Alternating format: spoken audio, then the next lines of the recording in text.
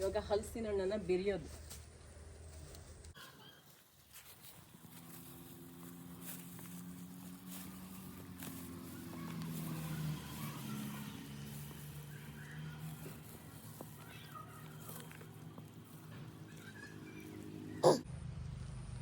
ಈ ಥರ ಹಲಸಿನ ಹಣ್ಣು ನೋಡಿದ್ದೀರಾ? ಇದು ತುಂಬ ಚೆನ್ನಾಗಿರುತ್ತೆ. ಇದು ಕಡುಬೆಲ್ಲ ಮಾಡೋದಕ್ಕೆ, ದೋಸೆ ಮಾಡೋದಕ್ಕೆಲ್ಲ ಈ ಥರ ಹಣ್ಣೆ ಚೆನ್ನಾಗಿರೋದು. ನಮ್ಮ ಕಡೆ ಇದಕ್ಕೆ ಚಕ್ಕೆ ಹಲಸಿನ ಹಣ್ಣು ಅಂತ ಹೇಳ್ತಾರೆ, ಕೆಲವು ಕಡೆ ಇದಕ್ಕೆ ಬರೀ ಹಲಸಿನ ಹಣ್ಣು ಅಂತಾರೆ. ಇದು ರಸ ಇರುತ್ತೆ, ತುಂಬ ಚೆನ್ನಾಗಿರುತ್ತೆ ಮಾತ್ರ. ಅಲ್ಲಿ ಸೊಳೆ ಎಷ್ಟು ಚೆನ್ನಾಗಿರುತ್ತೆ, ಒಳ್ಳೆ ರಸ ಸೊಳೆ. ಇವತ್ತು ಅಮ್ಮ ಕಡುಬು ಮಾಡ್ತಾರಂತೆ, ಅದಕ್ಕೆ ತೆಗಿತಾ ಇದ್ದೀನಿ ನೋಡಿ. ಈ ಥರ ಬರುತ್ತೆ, ಸೊಳೆ ಅಂತ ಬರಲ್ಲ ಇದರಲ್ಲಿ. ಬೀಜ ಈ ಥರ ಬೀಜ ತೆಗೆದ ಮೇಲೆ ಹೀಗೆ ಸಿಗೋದು. ಇವಾಗ ತೆಗೆದಿದ್ದಾಯ್ತು. ಸ್ವಲ್ಪ ಜಾಸ್ತಿ ಹಣ್ಣಾಗಿದೆ, ಅದಕ್ಕೆ ಹೀಗೆ. ಯಾವುದೇ ಆದರೂ ಇದು ಬೀಜ ತೆಗೆದ ಮೇಲೆ ಹಿಂಗೆ ಇರೋದು ಈ ಹಣ್ಣು ನೋಡಿ. ಇದಕ್ಕೆ ಒಳಗಡೆ ಹಿಂಗಿರುತ್ತೆ ಅಂತೇಳಿ. ಬೆಂಡು ಇದು ಈ ಥರ ಇರುತ್ತೆ, ಬೆಂಡು.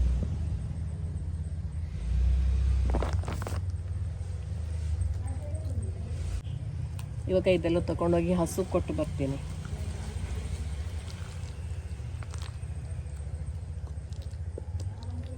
ಇಲ್ಲ ಅಂದರೆ ಇಲ್ಲೇ ಹಸು ಬಂದುಬಿಡತ್ತೆ. ಆ ಕಡೆ ಹಾಕಿ ಬಂದರೆ ಅದು ಅಲ್ಲೊಂದಿಷ್ಟು ಹಸುಗಳು ನಿಂತ್ಕೊಂಡಿದೆ, ಅಲ್ಲಿ ಕೊಟ್ಟು ಬರ್ತೀನಿ. ಇಲ್ಲ ಈ ಪರಿಮಳಕ್ಕೆಲ್ಲ ಪ್ರಾಣಿಗಳು ಬಂದುಬಿಡತ್ತೆ, ಹಸು ಮಂಗ ಎಲ್ಲ. ಅಮ್ಮ ಇಲ್ಲಿ ಅಕ್ಕಿನ ಹುರ್ಕೊಂಡಿದ್ದಾರೆ, ದೊಡ್ಡ ದೊಡ್ಡ ರವೆ ಮಾಡ್ಕೊಂಡಿದ್ದಾರೆ. ಮಿಕ್ಸಿ ಜಾರಿಗೆ ಹಾಕ್ಕೊಂಡ್ಬಿಟ್ಟು ಕಡುಬಿಗೆ ಅಕ್ಕಿ ಕಡಿ ದೊಡ್ಡದಾಗಿರಬೇಕು, ತುಂಬ ಚೆನ್ನಾಗಿ ಬರುತ್ತೆ ನೋಡಿ. ಈ ರೀತಿ ರೆಡಿ ಆಯಿತು. ಇವಾಗ ಅಮ್ಮ ಒಂದು ಕಬ್ಬಣ ಸೌಟಲ್ಲಿ ಏಲಕ್ಕಿ, ಕಾಳುಮೆಣಸು, ಲವಂಗ ಹಾಕಿ ಕೊಬ್ಬರಿ ಎಣ್ಣೆ ಹಾಕ್ಬಿಟ್ಟು ಹುರಿದು ಇಟ್ಕೊಂಡಿದ್ದಾರೆ. ಅದಕ್ಕೆ ಈಗ ಹಸಿ ಕಾಯಿ ತುರಿಯನ್ನು ಕೂಡ ಸೇರಿಸಿದ್ದಾರೆ. ನಂತರ ಈ ಕಡೆ ಅಕ್ಕಿ ರವೆ ಮಾಡ್ಕೊಂಡಿದ್ದನ್ನ ಕ್ಲೀನಾಗಿ ತೊಳ್ಕೊಳ್ತಾ ಇದ್ದಾರೆ. ಹುರ್ಕೊಳ್ಳುವಾಗ ತೊಳ್ಕೊಂಡಿರಲಿಲ್ಲ. ಈಗ ಕಾಯಿ ತುರಿ ಜೊತೆಗೆ ಹುರಿದಿಟ್ಕೊಂಡಂಥ ಏಲಕ್ಕಿ, ಲವಂಗ, ಕಾಳುಮೆಣಸೆಲ್ಲ ಹಾಕಿ ಈ ಥರ ರುಬ್ಕೊಂಡು ಅದಕ್ಕೆ ಈಗ ತೆಗೆದಿಟ್ಕೊಂಡಂಥ ಹಲಸಿನ ಸೊಳೆ ಕೂಡ ಹಾಕಿ ನುಣ್ಣಗೆ ರುಬ್ಕೋಬೇಕು. ಇದನ್ನು ಸ್ವಲ್ಪ ಕಾಯಿ ಸುಳಿನ ಈ ರೀತಿ ರುಬ್ಕೊಳ್ಳೋದಕ್ಕೆ ಹಾಕ್ಕೊಂಡಿದ್ದಾರೆ. ಇನ್ನು ಸ್ವಲ್ಪ ಮಿಕ್ಸ್ ಮಾಡ್ಕೊಳ್ಳುವಾಗ ಸೇರಿಸ್ಕೊಳ್ತಾರೆ. ರುಚಿ ತುಂಬಾ ಚೆನ್ನಾಗಾಗುತ್ತೆ ಈ ರೀತಿ ಮಾಡೋದ್ರಿಂದ. ಹಾಗೆ ತೊಳ್ಕೊಂಡಿರುವಂಥ ಅಕ್ಕಿ ಕಡಿಯನ್ನು ಈ ರೀತಿ ಗಟ್ಟಿಯಾಗಿ ಹಿಂಡಿ ಎತ್ತಿಟ್ಕೊಂಡಿದ್ದಾರೆ. ನೀರಿನ ಅಂಶ ಎಲ್ಲ ಗಟ್ಟಿಯಾಗಿ ಹಿಂಡ್ಕೊಂಡ್ಬಿಟ್ಟು, ಇಲ್ಲಾಂದರೆ ನೀರು ಜಾಸ್ತಿ ಆಗಿಬಿಡತ್ತೆ. ಅಳತೆ ಮಾಡಿ ಹಾಕ್ತಿದ್ದಾರೆ. ಇಲ್ಲಿ ಕಡಿ ಮಾಡಿ ಅದನ್ನು ತೊಳೆದು ನೀರನ್ನೆಲ್ಲ ಹಿಂಡಿಬಿಟ್ಟು ಇವಾಗ ಅಳತೆ ಮಾಡಿ ಹಾಕ್ತಾ ಇದ್ದಾರೆ. ಅಕ್ಕಿನ ತೊಳೆದು ಈ ರೀತಿ ಅಕ್ಕಿ ರವೆನ ಹಿಂಡಿಟ್ಕೊಂಡ್ರೆ ಧೂಳೆಲ್ಲ ಹೋಗುತ್ತೆ. ಅದಕ್ಕೋಸ್ಕರ ಮೊದಲೇ ಹುರ್ಕೊಂಡ್ಬಿಡ್ತಾರಮ್ಮ. ಹುರ್ಕೊಂಡು ಆಮೇಲೆ ತೊಳಿತಾರೆ ಅಕ್ಕಿನ. ಹಾಗೆ ಇಲ್ಲಿ ರುಬ್ಕೊಂಡಿದ್ದು ಕೂಡ ರೆಡಿ ಆಗಿದೆ.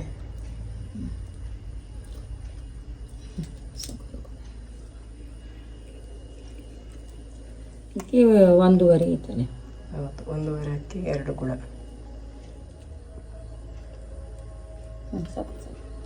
ಇಲ್ಲಿ ಜೋನಿ ಬೆಲ್ಲವನ್ನು ಹಾಕ್ತಿದ್ದಾರೆ ಅಮ್ಮ. ಒಳ್ಳೆ ಜೇನುತುಪ್ಪದ ಥರ ಇರುತ್ತೆ. ಈ ರೀತಿ ಕಲಿಸ್ಕೊಂಡಾಗಿದೆ. ಹಸಿ ಕಾಯಿ ತುರಿನ ಸೇರಿಸ್ಕೋಬೇಕು ಇವಾಗ, ಅರ್ಧದಷ್ಟು. ಮತ್ತು ಚೆನ್ನಾಗಿ ಮಿಕ್ಸ್ ಮಾಡ್ಕೋಬೇಕು. ರುಚಿಗೆ ತಕ್ಕಷ್ಟು ಉಪ್ಪು, ಹಾಗೆ ತೆಂಗಿನೆಣ್ಣೆ ಸ್ವಲ್ಪ,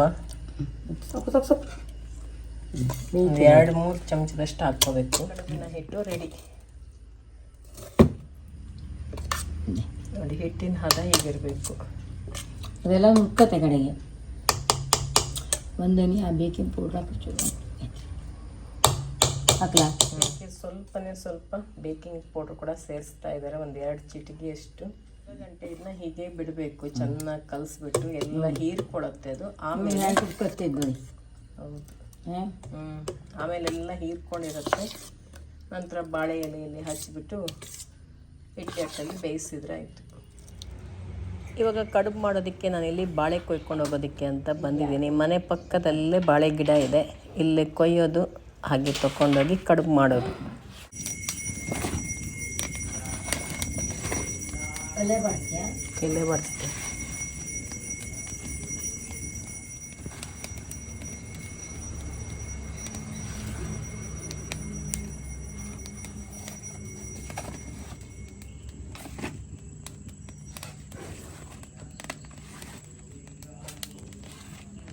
ಹಲಸಿನ ಹಣ್ಣಿನ ಕಡುಬು ರೆಡಿ ಮಾಡ್ತಾ ಇದ್ದಾರೆ.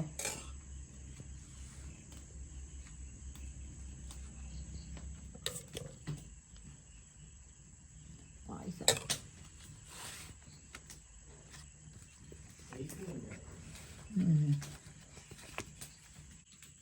ಇಡ್ಲಿ ಅಟ್ಟಲ್ಲಿ ನೀರು ಹಾಕ್ಬಿಟ್ಟು ಒಲೆ ಮೇಲೆ ಇಟ್ಕೊಂಡಿದ್ದೀವಿ. ಅದ್ರೊಳಗಡೆ ಬಾಳೆ ಎಲೆ ಕೂಡ ಹಾಕಿದ್ದೀವಿ. ಈಗ ಕಟ್ಟಿದಂಥ ಕಡುಬನ್ನು ಅದ್ರೊಳಗಡೆ ಇಡ್ತಾ ಹೋಗ್ತಾ ಇದ್ದೀವಿ.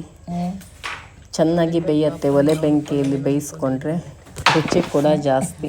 ಕಡುಬೆಲ್ಲ ಬೇಯಿಸೋದಕ್ಕೆ ಹಾಕಿದ್ದಾಯಿತು. ಮೇಲ್ಗಡೆಯಿಂದ ಒಂದು ಬಾಳೆ ಎಲೆಯನ್ನು ಮುಚ್ಚಿಕೊಳ್ಳೋಣ. ಯಾಕೆಂದರೆ ಮೇಲ್ಗಡೆ ನೀರು ಬಂದುಬಿಡತ್ತೆ, ಉಗಿ ನೀರು, ಅದಕ್ಕೆ.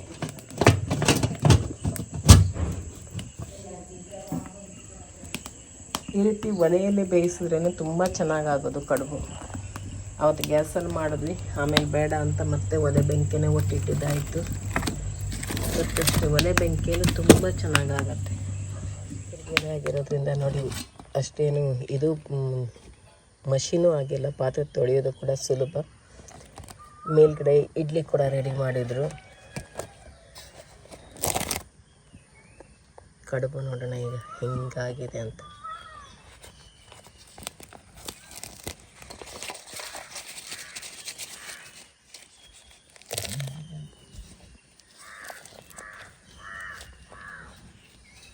ಒಳ್ಳೆ ಚೆನ್ನಾಗಿ ಬೆಂದಿದೆ ಕಡುಬು.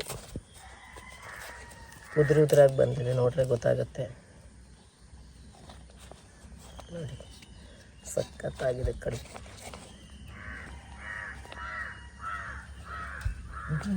ಇಲ್ಲಿ ರಾಶಿ ಚಲೋ ಇದೆ ನೋಡಿ, ಕಡುಬು ಹೆಂಗೆ ಬಂದಿದೆ ಅಂತ.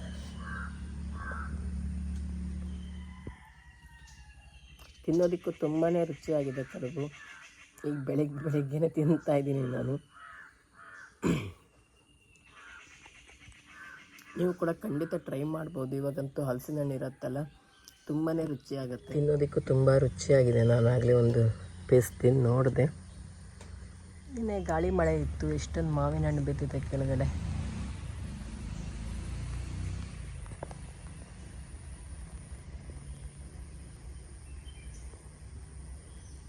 ತುಂಬ ರುಚಿ ಇದೆ ಮಾತ್ರ ಈ ಮಾವಿನ ಹಣ್ಣು. ಹುಳಿಸಿ ತುಂಬಾ ಚೆನ್ನಾಗಿದೆ. ಅದು ಮರದಿಂದನೇ ಹಣ್ಣಾಗಿ ಬಿದ್ರಂತೂ ಇನ್ನೂ ರುಚಿ ಜಾಸ್ತಿ. ಇವಾಗ ಮಾವಿನ ಹಣ್ಣೆಲ್ಲ ಹೆಕ್ಕೊಂಡು ಹೋಗಬೇಕು. ಬೆಳಗ್ಗೆ ಹೇಳ್ತಿದ್ದಂಗೆ ಈ ಮಾವಿನ ಹಣ್ಣು ಹೆಕ್ಕೋದು ಊರಲ್ಲಿ ಅದರ ಮಜಾನೇ ಬೇರೆ ಮಾತ್ರ.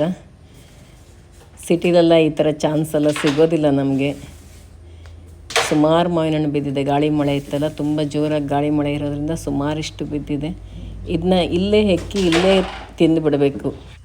ಇವಾಗ ಹಪ್ಪಳ ಅಂತೂ ಮಾಡೋ ಹಾಗಿಲ್ಲ. ಇದು ಹುಳಿಸಿ ಇರೋದ್ರಿಂದ ತಿನ್ನೋಕೆ ಚೆನ್ನಾಗಿರುತ್ತೆ. ಆರಾಮಾಗಿ 3-4 ಮಾವಿನ ಹಣ್ಣು ಬೇಕಾದ್ರೂ ತಿನ್ಬೋದು ಇದನ್ನೆಲ್ಲ. ಇದರ ಹಪ್ಪಳ ಎಲ್ಲ ಮಾಡಿದ್ರೆ ತುಂಬ ಚೆನ್ನಾಗಿರುತ್ತೆ. ಪಲ್ಯ, ಸಾಂಬಾರು ಏನೇ ಮಾಡಿದ್ರೂ ರುಚಿ ಅದ್ಭುತ. ಅಮ್ಮ ಇವತ್ತು ಇದರಿಂದ ಒಂದು ರೆಸಿಪಿ ಮಾಡ್ತೆ ಅಂತ ಹೇಳ್ತಿದ್ದಾರೆ. ಮೊದಲೇ ಹೆಕ್ಕೊಂಡು ಬಂದಿದ್ದು ಇದೆ ಒಂದಿಷ್ಟು ಹಣ್ಣು. ಇವಾಗ ಇದನ್ನ ಕ್ಲೀನಾಗಿ ತೊಳೆದು ಎಲ್ಲ ತಿಂದುಬಿಡೋಣ ಅಂತ ನೋಡಬೇಕು. ಅಮ್ಮ ಈ ಹಣ್ಣಿಂದ ಕಾಯಿ ರಸ ಮಾಡ್ತೇನೆ ಅಂತ ಹೇಳ್ತಿದ್ದಾರೆ. ಒಂದಿಷ್ಟು ಹೆಕ್ಕೊಂಡು ಬಂದಿದ್ದು ಇದೆ. ಮಳೆ ಆಗಿರೋದ್ರಿಂದ 2-3 ದಿವಸದಿಂದ ಹಪ್ಪಳ ಕೂಡ ಮಾಡೋಕ್ಕಾಗಿಲ್ಲ. ಇವತ್ತೇನೋ ಸ್ವಲ್ಪ ಬಿಸಿಲು ಬಂದಂಗಿದೆ, ನೋಡಬೇಕು. ಅಪ್ಪ ನೋಡಿ, ಇಲ್ಲೆಲ್ಲ ಬ್ಲ್ಯಾಕ್ ಕಲರ್ ಕವರ್ ಹಾಕಿದ್ದಾರೆ, ಕಳೆ ಗಿಡಗಳು ಹುಟ್ಕೋಬಾರ್ದು ಅಂತೇಳಿ. ಇದನ್ನ ಹಾಕಿದ್ರೆ ಕೆಳಗಡೆ ಎಲ್ಲ ಕ್ಲೀನಾಗಿರುತ್ತೆ. ಮಾವಿನ ಹಣ್ಣನ್ನ ಕ್ಲೀನಾಗಿ ತೊಳ್ಕೊಂಡು ಬಂದೆ.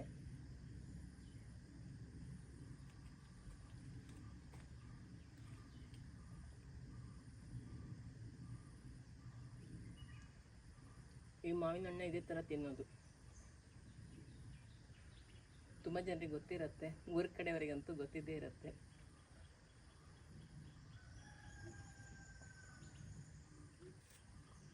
ಒಳ್ಳೆ ಜ್ಯೂಸಿ ಆಗಿರುತ್ತೆ ಇದು.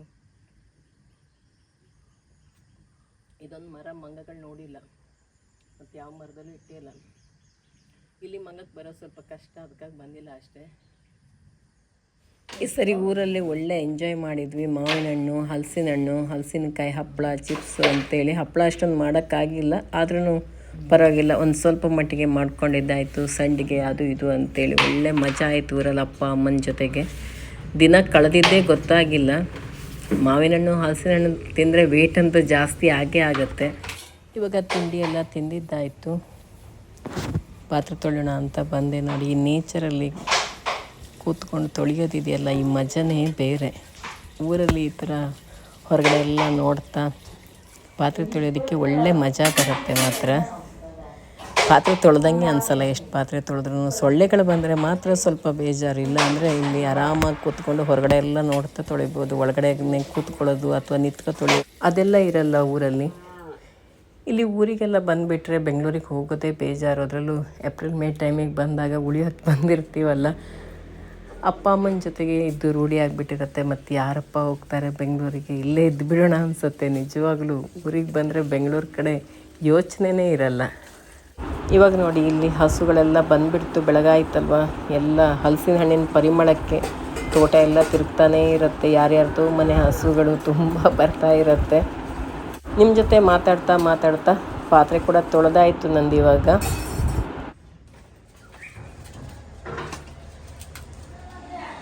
ಅಮ್ಮ ಇವಾಗ ಹಾಲಲ್ಲಿ ಕ್ಲೀನ್ ಮಾಡೋದಕ್ಕೆ ಅಂತ ರೋಬೋ ಹಾಕಿದ್ದಾರೆ.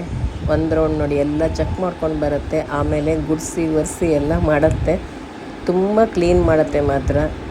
ಇಷ್ಟು ಚಿಕ್ಕದೇನೇ ಕಸ ಇದ್ರೂ ಕೂಡ ತೊಗೊಂಡೋಗ್ಬಿಡತ್ತೆ ಅದು ಹೋಗುವಂಥ ಜಾಗ ಆದರೆ ನೋಡಿ, ಎಷ್ಟೇ ಸಂಧಿ ಆದರೂ ಅದು ಆರಾಮಾಗಿ ಹೋಗಿ ಬರುತ್ತೆ. ಚೇರ್ ಕೆಳಗಡೆ, ಸ್ಟೂಲ್ ಕೆಳಗಡೆ ಎಲ್ಲ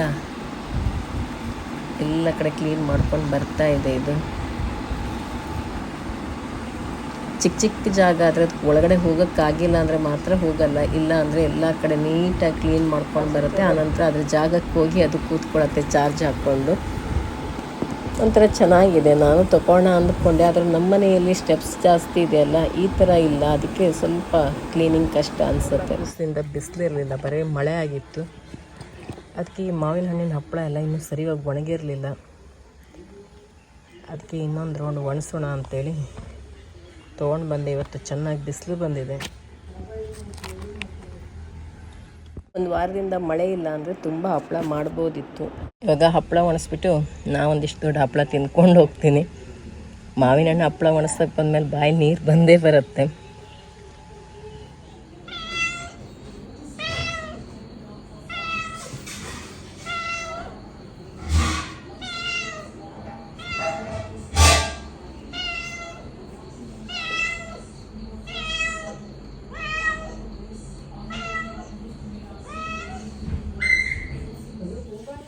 ಬೆಕ್ಕು ಇವಾಗ ಹಾಲು ಹಾಕಿ ಅಂತೇಳ್ಬಿಟ್ಟು ಕರಿತಾ ಇದೆ. ಹಿಂದೆ ಮುಂದೆ ತಿರುಗೋದು, ಏನಾದರೂ ತಿಂಡಿ ಕೊಡಿ ಅಂತೇಳಿ.